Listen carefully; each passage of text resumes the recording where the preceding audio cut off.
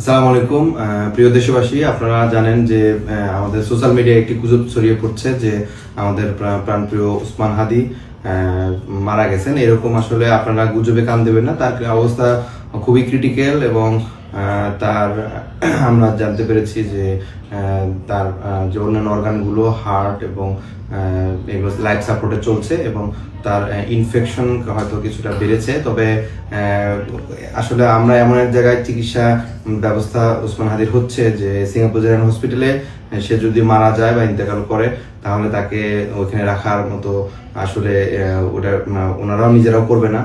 তো এটা বাংলাদেশের মতো কোনো পরিবেশ না যে জোর করে বিভিন্ন জনকে আইসিইউতে যেভাবে রাখে, এরকম কোনো সিচুয়েশন আসলে ওইখানে করার কোনো সুযোগ নেই।